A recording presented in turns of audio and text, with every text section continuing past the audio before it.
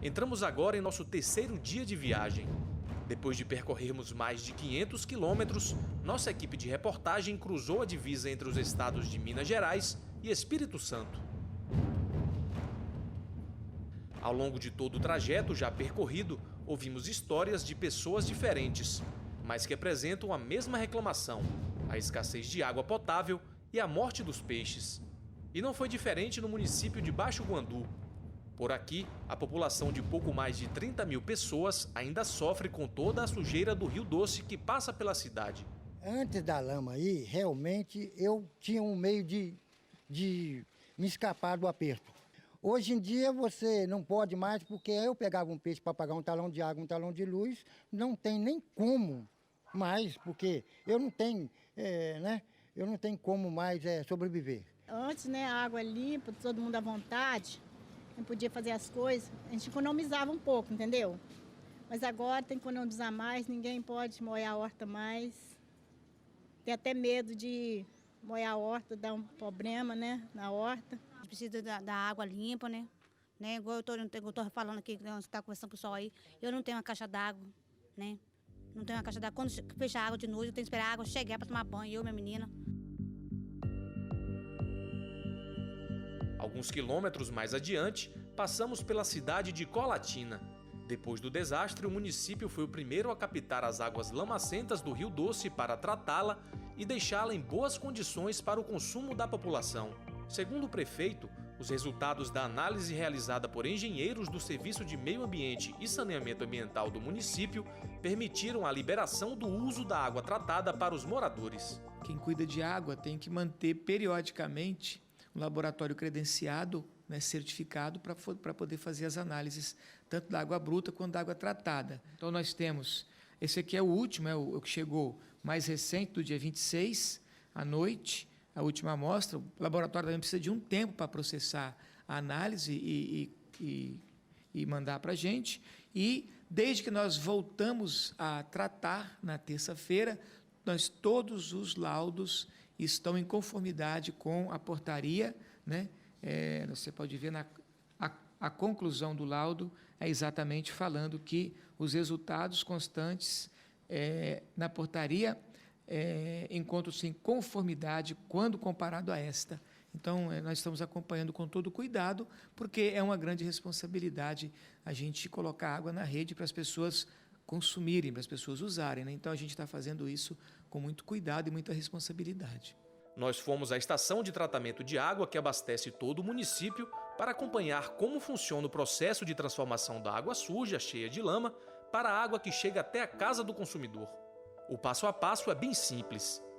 Este é o estado em que a água chega na estação de tratamento.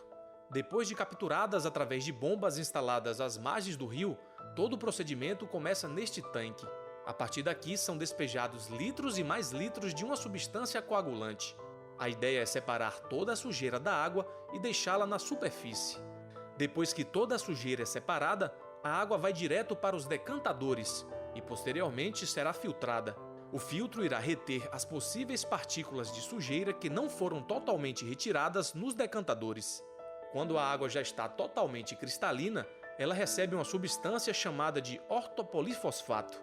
O processo é responsável por remover os metais da água, como o manganês e o alumínio. Este espaço representa o último passo de todo o procedimento. Estamos em cima de um reservatório de contato. É através dessa tubulação que a água recebe cloro para desinfecção e flúor. Depois de algumas horas, tudo está dentro da norma prevista. Depois de todo o tratamento que a água recebeu lá nos tanques, ela fica pronta para o consumo. Aqui na estação de tratamento nós temos duas torneiras, na qual essa primeira ela mostra o estado bruto, que a água vem lá do rio, com muita lama e com bastante sujeira. Já essa segunda torneira, ela mostra como a água fica depois de todo o tratamento já recebido lá nos tanques. Ou seja, é a água pronta para o consumo. O coordenador da estação de tratamento nos diz que a lama que poluiu o Rio Doce alterou toda a rotina de trabalho de seus funcionários. Ele ainda garantiu que, apesar de todo o esforço no tratamento, a água está em excelente estado para consumo. O dia a dia aqui foi alterado totalmente, a nossa vida, o nosso métodos de trabalho foi totalmente alterado, que nós nunca passamos por uma situação desse tipo, né? A gente tem turbidez alta algumas partes do ano, mas é só que é uma turbidez rápida. Bom, essa água que está saindo da estação de tratamento, ela está totalmente potável, porque a gente faz análise de 12 em 12 horas, a gente faz análise na ETA aqui, de hora em hora. As mais complexas a gente manda para o laboratório em Vitória, laboratório Tomasi. Ele é especializado nessa área de abastecimento de água e de 12 em 12 horas você tem a resposta do que você está mandando para a população. Apesar de todo esse problema encontrado em Colatina, nós conhecemos uma história impressionante de um homem disposto a fazer a diferença em meio a toda essa tragédia. O fotógrafo Edson Negrelli foi um dos idealizadores da Operação Arca de Noé. A ideia era retirar a quantidade máxima de espécies de peixes do Rio Doce antes que a lama chegasse na região. Olha, antes de a gente saber dessa tragédia que ia descer aí, nós já estávamos em conversa com o Ministério Público, mais 2 amigos, né?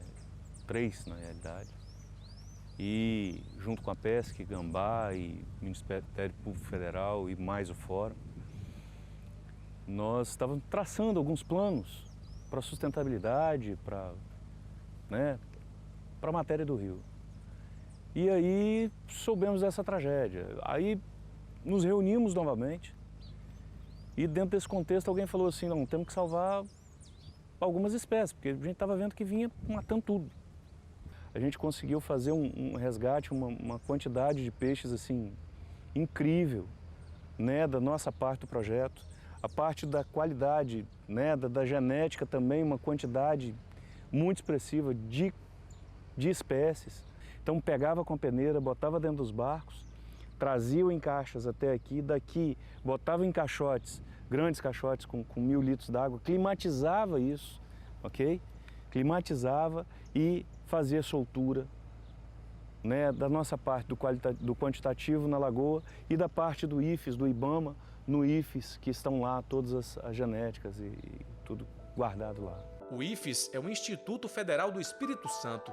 Nós estivemos no setor de aquicultura da instituição para conversarmos com o professor Marcelo. É ele quem cuida das espécies resgatadas lá do Rio Doce. A princípio, esses peixes eles vão servir de matrizes, né? Essa é a nossa intenção. Através de pesquisas, algumas espécies você já tem dominado essa reprodução, por exemplo, como a corimba, né, a traíra, o cará. Então, essas matrizes que foram coletadas vão servir, né, de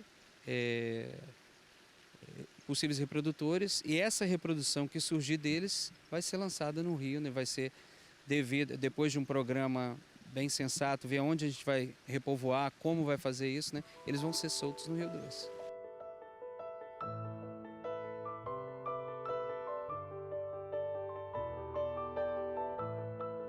E eu me sinto muito orgulhoso de ter participado disso junto com todos esses órgãos, com todas essas pessoas, porque é uma coisa que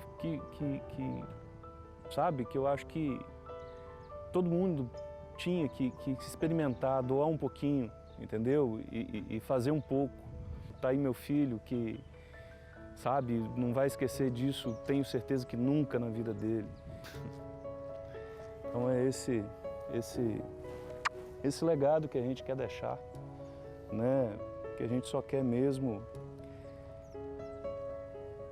fazer isso por causa deles, ok?